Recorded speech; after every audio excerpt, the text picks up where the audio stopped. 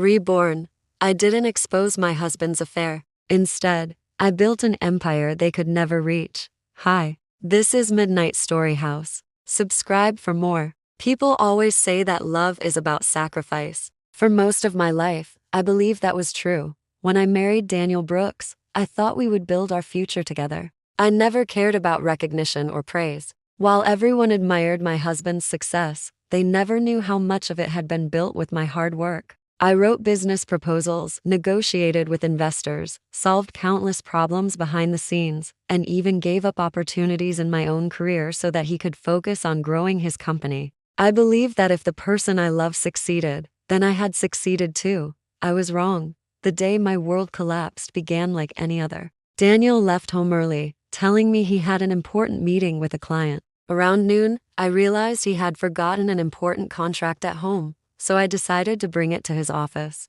I thought I was doing something thoughtful for my husband. Instead, I walked into the moment that destroyed my entire life. When I opened the door to his office, I found Daniel embracing his secretary, Sophie Miller. The two of them looked shocked for only a brief moment. I waited for an apology, an explanation, or even a sign of regret. None of it came. Daniel immediately began blaming our marriage, saying I had become too focused on work and that I no longer cared about him. Sophie lowered her head and pretended to be the guilty victim who had simply fallen in love. I refused to remain silent. I gathered every message, every photo, and every piece of evidence proving their affair. I exposed everything to our families, our friends, and our business partners, because I believed the truth would protect me. Instead, the truth destroyed me.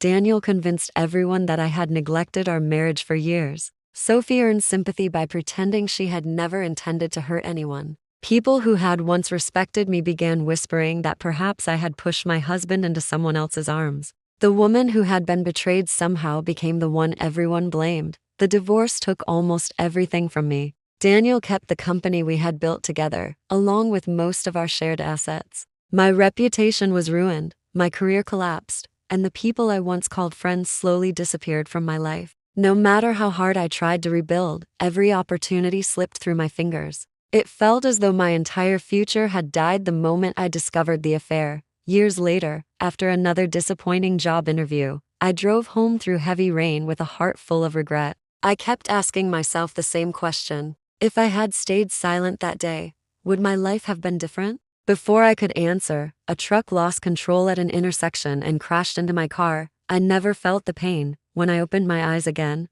I was lying in my own bedroom. At first, I thought everything had been a dream, but one look around the room told me something impossible had happened. The furniture was exactly as it had been years earlier. Our wedding photograph still hung on the wall, untouched by time. Then I looked at the calendar. I had gone back 5 years. It was 1 week before I would discover Daniel's affair. I sat there in complete silence as every memory of my previous life returned. The betrayal, the humiliation, the divorce, the loneliness, the accident. I remembered every mistake I had made, and for the first time, I understood the greatest one of all. I had wasted my second chance trying to save a man who had never truly loved me. This time, I would do things differently. I would not expose the affair. I would not beg Daniel to stay. I would not fight another woman for a man who had already made his choice. If Daniel wanted Sophie, he could have her. This time, I would choose myself. And while they build a future on lies, I would build an empire they could never reach. Waking up in my younger body should have felt like a miracle. Instead, it felt like standing at the edge of a cliff, staring at the exact same path that had once led to my destruction. For several minutes, I remained seated on the side of the bed, unable to move. My eyes wandered across the familiar room, taking in every detail I had forgotten over the years. The pale blue curtains, the bookshelf Daniel had insisted we buy after our wedding, the framed photograph of us smiling on our honeymoon. In my previous life, I would have looked at that picture with love. Now, I looked at it with clarity.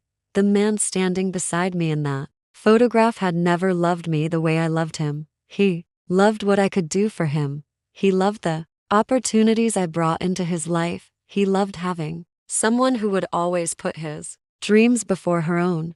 But he had never loved me enough to remain faithful. I slowly stood and walked toward the calendar hanging on the wall. 1 week. I had Exactly 1 week before, I would walk into Daniel's office and discover his affair with Sophie. 1 week before my life would fall apart, I smiled to myself. No, I whispered, not this time. The woman I had been in my previous life would have spent that entire week worrying about her husband, wondering why he had become distant, trying to fix a marriage that had already been broken. That woman no longer existed. When I walked downstairs, Daniel was already dressed for work. He was standing in the kitchen, scrolling through his phone while drinking coffee. Without realizing it, I noticed the small details I had ignored before. The way he smiled at his screen, the way he quickly locked his phone when he heard my footsteps, the expensive watch on his wrist. I had bought it for our third wedding anniversary after working overtime for months. Back then, I thought gifts could express the love I struggled to put into words. Now,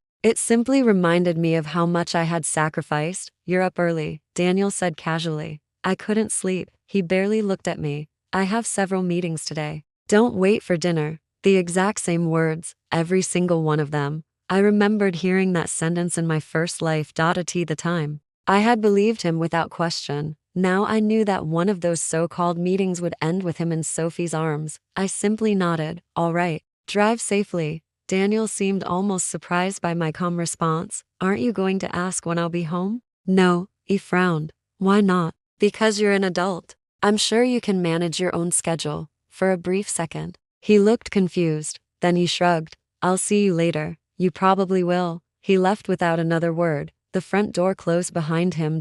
In my previous life, I would have watched him drive away before sending him a message reminding him to eat lunch and not work too hard. Instead, I picked up my own phone. There was only one person I wanted to call, my older brother, Ethan Carter. The call connected after only 2 rings. Emily? His voice sounded surprised. You almost never call this early. I closed my eyes for a moment. In my previous life, Ethan had tried countless times to help me. He had warned me that I was sacrificing too much for Daniel. He had offered me a position in our family's investment company more than once. Every single time, I had refused because I wanted to help my husband build his business instead. By the time I finally admitted Ethan had been right, it was already too late. This time, I would not repeat that mistake. Do you still mean what you said? I asked.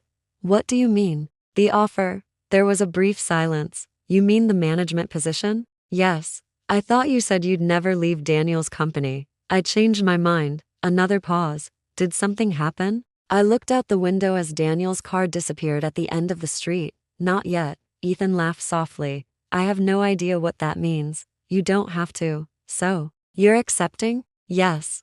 I'll start whenever you need me. His excitement was impossible to hide.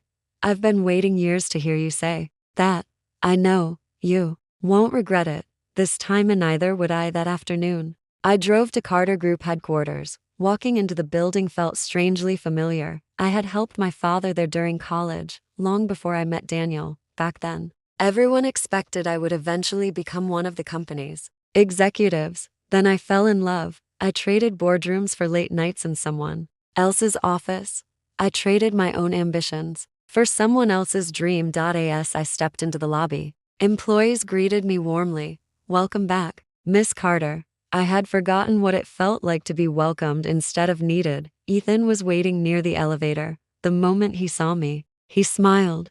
You look different. I do? You seem. He searched for the right word. Lighter. I smiled. I think I finally stopped carrying something that was never mine. He didn't ask what I meant. Instead, he led me upstairs and spent the afternoon introducing me to department heads, ongoing projects, and future expansion plans. For the first time in years, I wasn't thinking about Daniel. I wasn't wondering where he was. I wasn't checking my phone every few minutes. I wasn't making excuses for him. I was thinking about markets, investments, international partnerships, growth. I had forgotten how much I loved business when it was my own future I was building.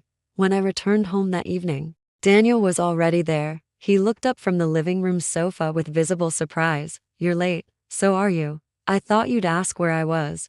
I assumed you were working. Technically, it wasn't a lie, just not in the way he wanted me to believe. He studied my face carefully. You seem different lately. People change overnight. Sometimes all it takes is one decision. He laughed awkwardly. I don't know what's gotten into you. Neither did he. Dinner was unusually quiet. Daniel kept glancing at me as if waiting for an argument that never came. When I finished eating, I stood, washed my plate, and headed upstairs. Aren't we going to watch a movie? He asked. I have work to do. Since when? Since I remembered I have my own future to build. He stared after me without saying another word. Inside our bedroom, I opened my laptop and accepted the official employment contract Ethan had sent earlier that afternoon. Then I enrolled in an executive international business certification program I had abandoned years ago because Daniel claimed it would take too much of my time. Finally, I opened a blank notebook. At the top of the first page, I wrote 3 simple words, my second life, underneath. I listed every mistake I had made in my previous life, trusting blindly, ignoring warning signs, abandoning my own dreams, believing love required endless sacrifice. When I reached the bottom of the page, I closed the notebook with a quiet sense of determination. Daniel thought he was living the same life we had always shared. He had no idea that everything had already changed, and he certainly had no idea that the woman sleeping beside him was no longer the wife who would sacrifice everything to keep him. This time, I wasn't planning to save my marriage. I was planning to save myself. The following Monday marked the beginning of my new life. As I walked into Carter Group headquarters for my first official day, I felt something I hadn't experienced in years, excitement, not because I was starting a new job, but because every step I took was finally leading me toward my own future, instead of someone else's. During my first life, I had spent years helping Daniel build his company. I knew how to negotiate contracts, analyze financial reports, identify investment opportunities, and lead projects under impossible deadlines. None of those skills had disappeared. I had simply buried them beneath the role of a supportive wife. Now, they belonged to me again, Ethan quickly realized. I hadn't forgotten anything. By the end of my first week, I had identified several inefficiencies within one of the company's overseas investment projects. I proposed a different expansion strategy, one that reduced unnecessary costs while opening opportunities in emerging markets. The board approved the proposal within days. When the meeting ended, Ethan smiled at me. I knew you were talented. I smiled back.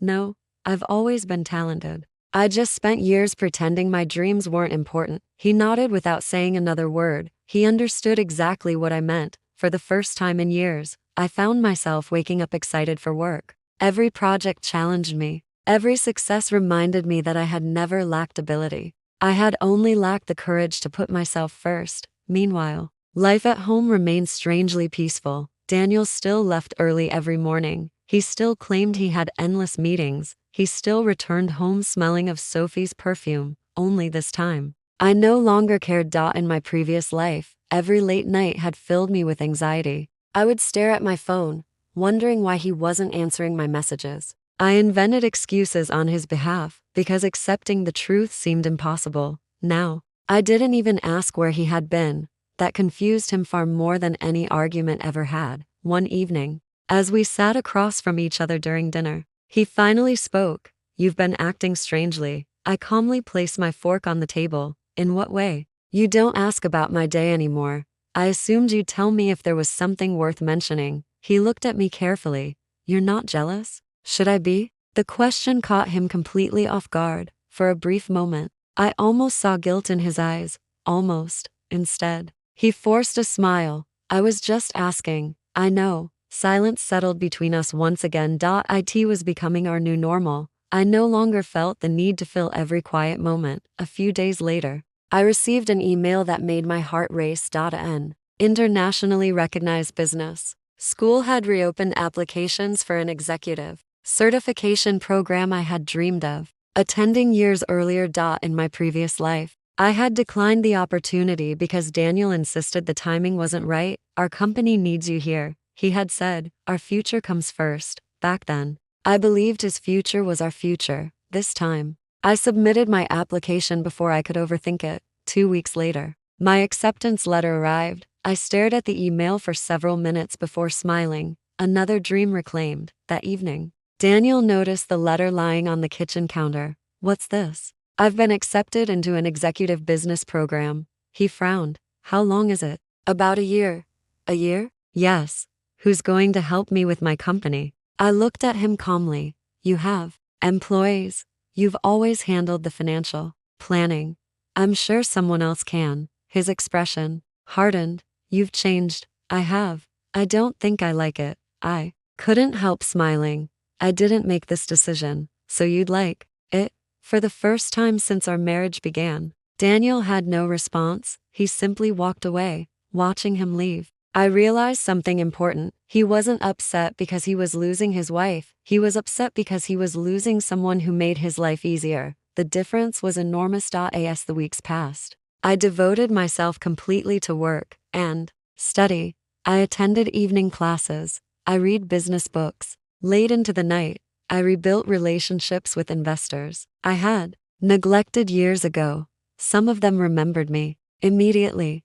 Emily Carter? I thought you disappeared from the business world. I did, but I'm back. One investor laughed. That's good news. I always thought you were the real strategist. In my previous life, hearing those words would have filled me with guilt. Now they filled me with confidence. Little by little, an idea began taking shape. It started as a simple notebook filled with sketches, market research, and observations from industries that traditional companies were ignoring. Sustainable technology, artificial intelligence for environmental management, smart energy systems. The more I researched, the more convinced I became that the future belonged to companies willing to innovate instead of simply chasing short-term profits. One evening, Ethan found me still working in the conference room long after everyone else had gone home.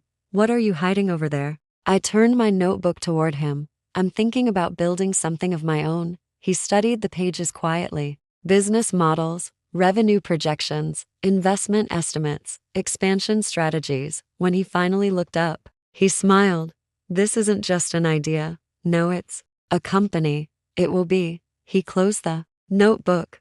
Then don't build it for someone else. Build it for yourself. His words stayed with me all night. For years, I had helped other people achieve their dreams. It was finally time to chase mine. Meanwhile, Daniel's relationship with Sophie continued exactly as I remembered. Business trips that weren't really business trips. Late-night meetings that had nothing to do with work. Weekend conferences that somehow required only the two of them. The only difference was that this time I wasn't secretly collecting evidence. I didn't need proof anymore. I already knew the truth. One Friday afternoon, Daniel called me unexpectedly. Can we have dinner tonight? I already have plans. What plans? I'm meeting investors. You've been spending a lot of time working lately. I almost laughed. The irony was impossible to ignore. You once told me successful people make sacrifices. I took your advice. He remained silent for several seconds. I miss spending time with you. His words sounded strangely empty. If he truly missed me, Sophie wouldn't still be in his office every evening. I have to go, I said politely. My meeting starts in 10 minutes. Before he could answer, I ended the call. That night, while discussing future investment opportunities with a group of entrepreneurs, I realized I hadn't thought about Daniel once during the entire evening. The realization surprised me. For years, he had been the center of every decision I made. Now, he was slowly becoming someone I happened to live with. Nothing more. A month later, after consulting with one of the best divorce attorneys in the city, I finally signed the documents. The lawyer looked at me carefully. Are you certain? I've never been more certain. You aren't asking for much. I don't want much. You could fight for more. I shook my head. I spent my last life fighting. This time, I want peace. When the paperwork was complete, I left the office carrying nothing but a slim folder. It felt lighter than any treasure I had ever owned. That evening, I placed the divorce papers on the dining table before Daniel came home. When he walked into the house, he looked down at the documents with confusion. What is this? Our divorce agreement. He looked up so quickly that he nearly dropped his briefcase. What? I think it's time we end this marriage. His face filled with disbelief. Where is this coming from? I met his eyes without anger, without sadness, and without regret. I simply don't want to spend the rest of my life with someone who no longer belongs in it. He stared at me. Searching for an explanation I had no intention of giving. He expected accusations. He expected tears. He expected me to fight. Instead, all he found was a woman who had already walked away long before handing him those papers. 5 years passed faster than I ever imagined. Sometimes I wondered whether I had truly been given a second life, or whether I had simply become the woman I was always meant to be. The divorce had been finalized without a fight, just as I expected. Daniel signed the papers almost immediately. He probably believed I had finally accepted reality. He thought I had quietly stepped aside so he could build a perfect future with Sophie. He had no idea that I was doing exactly the same thing. The difference was that my future was built on ambition, discipline, and vision. His was built on betrayal. During those 5 years, my life changed in ways I could never have imagined during my first lifetime. After completing my executive certification with top honors, I left Carter Group with Ethan's full support and founded my own company, Nova Horizon Technologies. At first, it was nothing more than a small office with 6 employees, borrowed conference rooms, and endless nights fueled by coffee and determination. Every investor I approached asked the same question: what makes your company different? My answer never changed. We're not building products for today's problems. We're building solutions for tomorrow. Most of them smiled politely. Some rejected me. A few believed in me. Those few changed everything. Our first major breakthrough came when we developed an intelligent energy management system capable of reducing industrial electricity consumption by nearly 30%. Large manufacturers took notice. Government agencies requested demonstrations. International investors began calling instead of waiting for my calls. Within 3 years, Nova Horizon expanded across the country. By the 5th year, we had opened offices overseas. Technology magazines called us one of the fastest growing companies in the industry. Business journals placed my name on their annual list of the most influential entrepreneurs under 40. I accepted every award with gratitude, not because I needed recognition, because each one reminded me how different life could become once I stopped living for someone else. One evening, after receiving the Global Innovation Award in Singapore, I stood alone on the balcony of my hotel room overlooking the city skyline. My assistant approached quietly. "Miss Carter?" "Yes, your interview begins in 15 minutes. I'll be there." She hesitated. "Can I ask you something?" I smiled. "Of course, every interviewer asks how you became successful. They expect you to tell some inspiring story." She looked genuinely curious. "But none of them ever ask what you lost before you succeeded." I looked out at the lights covering the city. They wouldn't understand the answer. The interview that night was broadcast internationally. One reporter smiled as cameras began recording. "Miss Carter, many people call you one of the most successful self-made entrepreneurs of this generation. I've heard that. What inspired you to create Nova Horizon?" For a brief moment, I remembered another life. Another version of myself, a woman who had believed her greatest achievement was helping someone else succeed. Then I smiled. I realized that the greatest investment anyone can make is in themselves. Everything changed after that. The interview spread quickly across business media. By the following morning, millions of people had watched it online. Across the city, another television was also playing that interview. Daniel stared silently at the screen from his office. The assistant standing beside him broke the silence. "Mr. Brooks?" He didn't answer. His eyes remained fixed on my face. Finally, he whispered almost to himself, "Emily, 5 years. It had been 5 years since we signed the divorce papers. 5 years since he watched me walk away, carrying nothing except a folder in my hands. He had never expected to see me again, certainly not like this." His secretary carefully placed another report on his desk. The bank called again. Only then did Daniel look away from the television. His office looked very different from the one I remembered. Several desks were empty. The expensive artwork had disappeared from the walls. Luxury furniture had been replaced with cheaper alternatives. Even the atmosphere felt heavier. His company had not grown after our divorce. It had slowly begun falling apart. The warning signs had started almost immediately after I left. Projects ran behind schedule. Financial planning became inconsistent. Investment opportunities were repeatedly rejected because no one had prepared proper analyses. Daniel blamed the economy. He blamed competitors. He blamed difficult market conditions. He blamed everyone except himself. He never realized that the woman who had quietly solved those problems for years was no longer sitting in the office next to his. Meanwhile, Sophie enjoyed spending money far faster than Daniel could earn it. Luxury vacations, designer handbags, private clubs, sports cars. Each year, their lifestyle became more extravagant, while the company's profits continued shrinking. When investors finally began pulling out, panic spread through the business. Loans became impossible to ignore. Suppliers demanded immediate payment. Several longtime clients signed contracts with competitors. Daniel's empire wasn't destroyed overnight. It collapsed one bad decision at a time. One afternoon, Sophie walked into his office carrying a fashion magazine. She smiled excitedly. Look, Daniel barely looked up from the financial reports covering his desk. What is it? They featured one of the country's most successful female CEOs. She opened the magazine. I've heard she's worth billions now. Without waiting for his response, she turned the magazine toward him. The cover displayed a familiar face. Mine. The headline stretched across the page. Emily Carter, the visionary behind Nova Horizons' global success. Daniel felt his hands freeze. He stared at the photograph for several long seconds. Sophie frowned.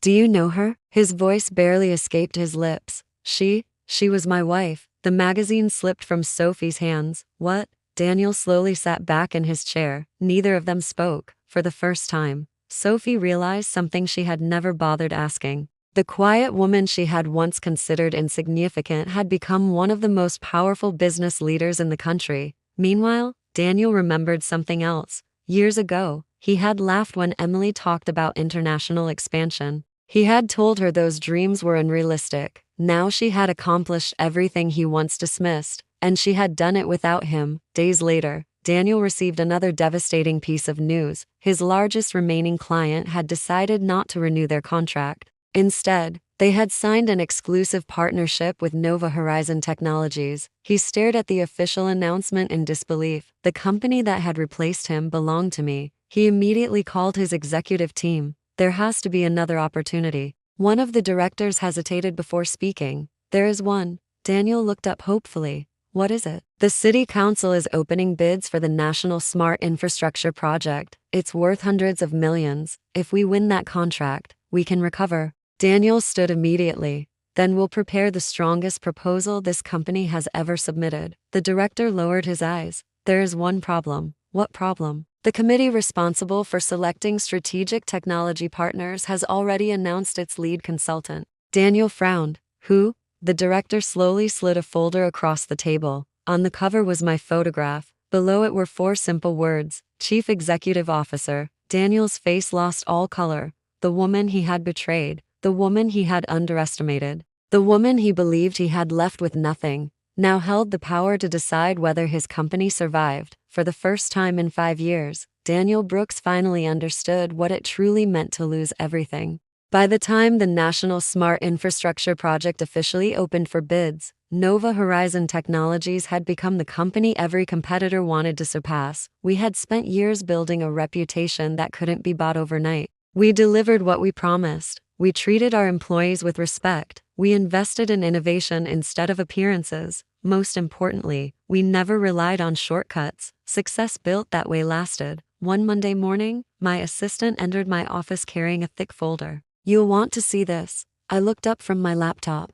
What is it? The list of companies requesting partnership meetings before the bidding process. She placed the folder on my desk. There are 23 applications. I flipped through them one by one. Several international corporations, a few familiar competitors. Then my hand stopped. Brooks Industrial Solutions, Daniel's company. I stared at the name for a moment before quietly closing the folder. My assistant carefully observed my expression. Would you like me to decline the request? I leaned back in my chair. 5 years ago, I would have jumped at any opportunity to help Daniel succeed. Today, he was simply another businessman asking for a meeting. Treat them like everyone else. So, if there's an opening on the schedule, give him 30 minutes, no special treatment, no personal favors. She smiled. Understood? News spread quickly through the business community that Nova Horizon would personally evaluate potential technology partners. Every available meeting was booked within days. Daniel waited, then waited some more. Each week, another polite email informed him that my schedule was completely full.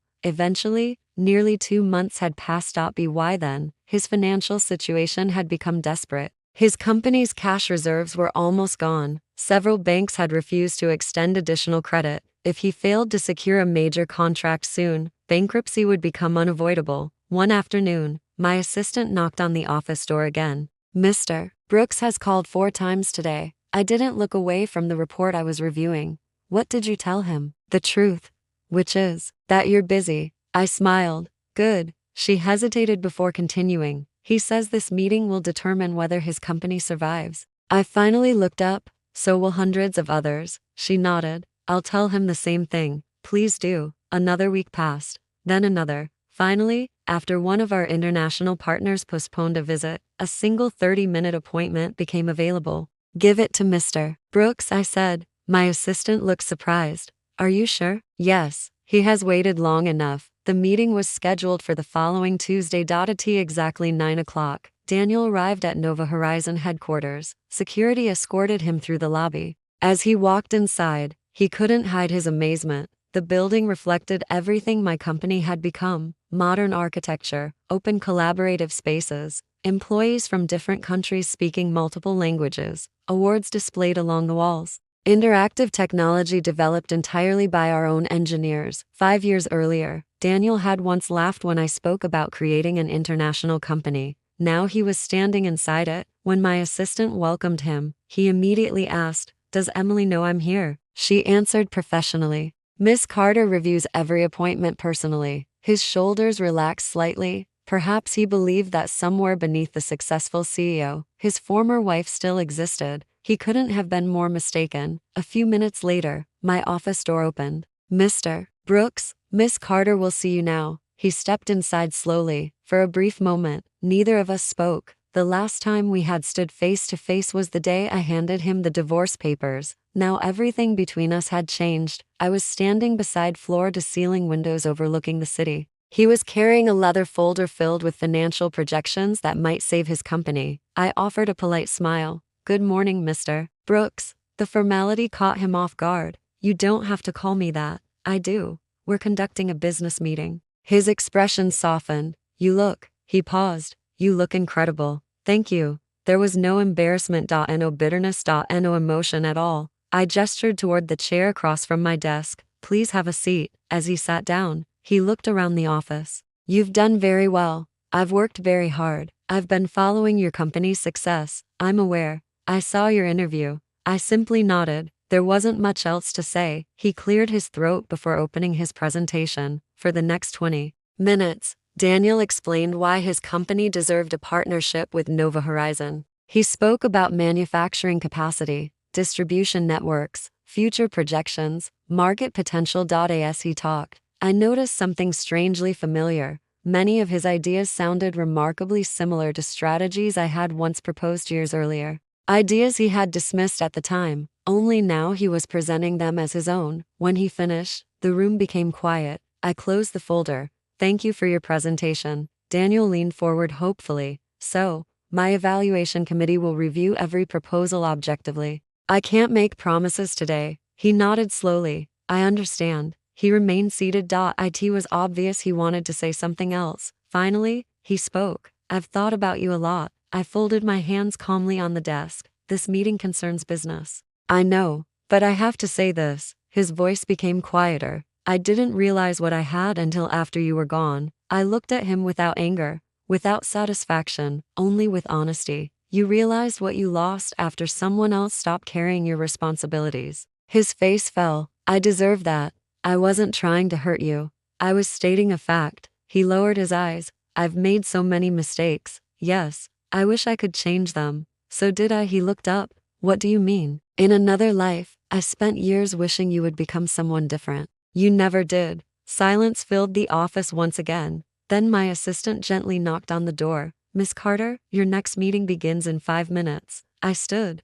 "So does ours." Daniel slowly rose from his chair. "Is this really the end?" "It ended 5 years ago." I walked him toward the door. Just before leaving, he turned back one last time. "Emily, if I had another chance." I interrupted him with a calm smile. "We all wish for another chance when it's too late." The door closed behind him. I returned to my desk and continued working. For me, the meeting had already become another item crossed off my schedule. For Daniel, it had become something entirely different. It was the moment he finally accepted that the woman who once loved him unconditionally no longer existed. Unfortunately, for him, life wasn't finished teaching its lessons. 2 weeks later, my legal department informed me that someone had attempted to gain unauthorized access to confidential project files related to the National Smart Infrastructure Project. Our cybersecurity team quickly traced the intrusion. The source wasn't one of our competitors. It came from a private device registered to Sophie Miller. The investigation moved quickly.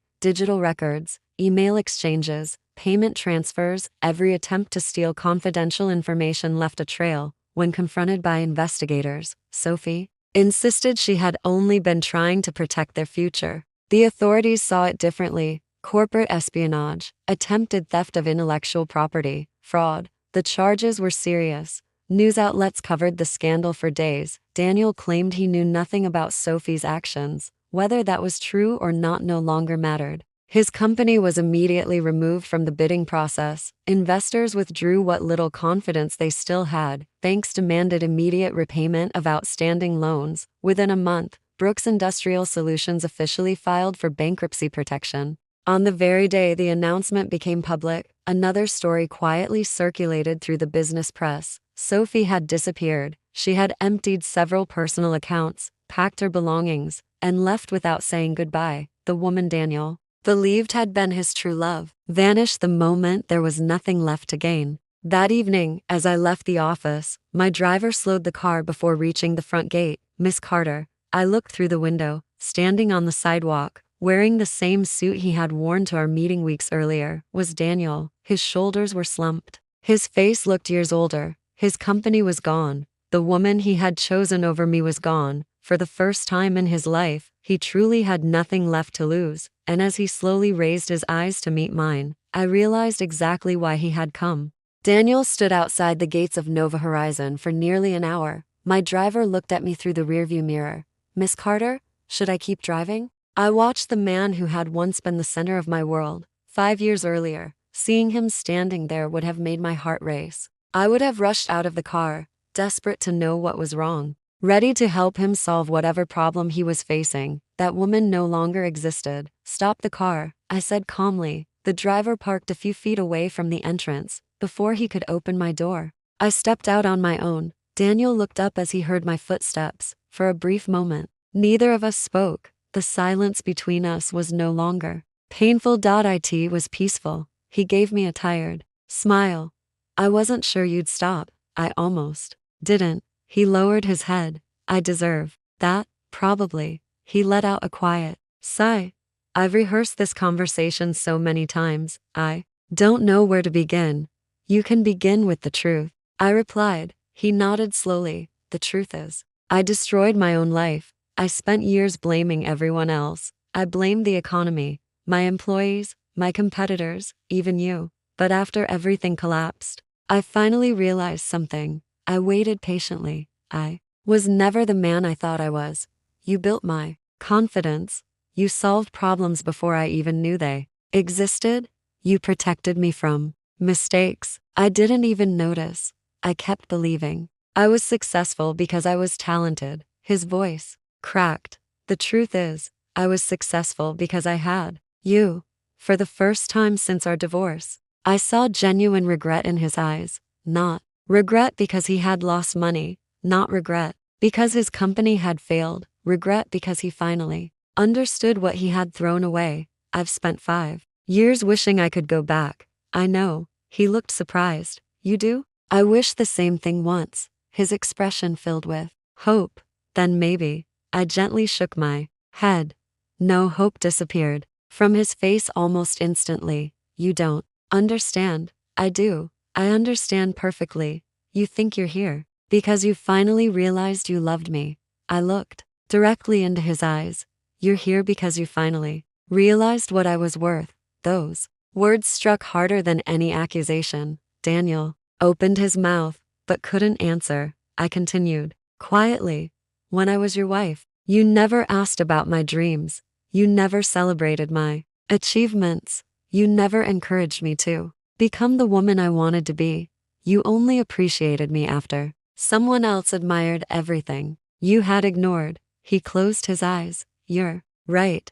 I know. I was selfish. Yes. I was arrogant. Yes. I took you for granted. Yes. A tear rolled down his face. I'm sorry. I truly am. I believed him. That was the strange part. For the first time in our entire relationship, Daniel wasn't lying. He wasn't manipulating me. He wasn't making excuses. He was simply telling the truth. Unfortunately, the truth had arrived far too late. He looked at me one last time. Is there anything I can do to earn your forgiveness? I smiled softly. You already have. His eyes widened. What? I forgave you years ago. He looked confused. I don't understand. I forgave you because I refused to let my future be chained to my past.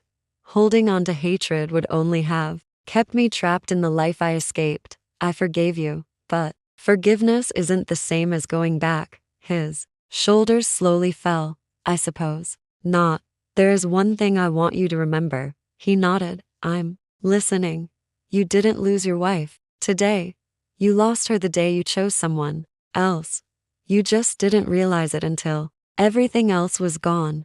He stood there without speaking. There was nothing left to argue, nothing left to explain. The conversation had finally reached its end.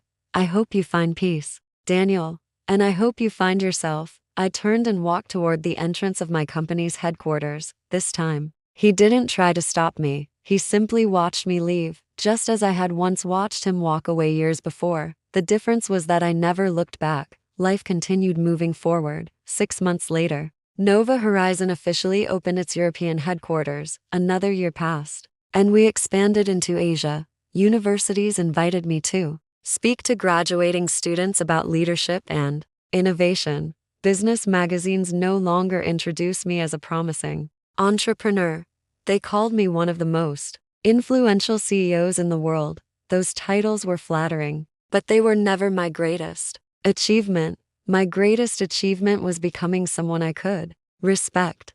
I rebuilt the relationship with my parents. I spent weekends having dinner with Ethan and his family, instead of working until midnight. For the first time in my life, success no longer came at the expense of happiness. Somewhere along the way, I also met someone new. His name was Michael. He wasn't famous. He wasn't extraordinarily wealthy. He wasn't interested in my company or my accomplishments. He was an architect who loved restoring old buildings because he believed beautiful things deserved a second chance.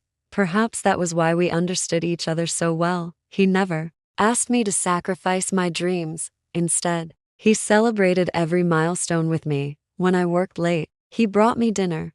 When I doubted myself, he reminded me how far I had already come. He never tried to stand in front of my light. He simply walked beside me. One evening, after another successful product launch, we stood together on the rooftop terrace of Nova Horizons headquarters. The city stretched endlessly beneath us. Michael quietly slipped his hand into mine. You built something incredible. I smiled. No, I built the life I should have chosen from the beginning. As the sun disappeared beyond the skyline, I thought about the woman I had been in my first life. She believed love meant sacrificing everything. She believed loyalty alone could save a broken marriage. She believed another person's happiness mattered more than her own. I no longer pitied that version of myself. She had done the best she could with the life she had. Without her mistakes, I never would have become the woman I was today. Sometimes, people ask me what the greatest gift of my second life was. They assume it was becoming successful, building a global company, finding love again. They're wrong. The greatest gift wasn't getting a second chance. It was finally realizing that my life had never depended on someone choosing me. It depended on me choosing myself. And the day I finally did, everything changed forever.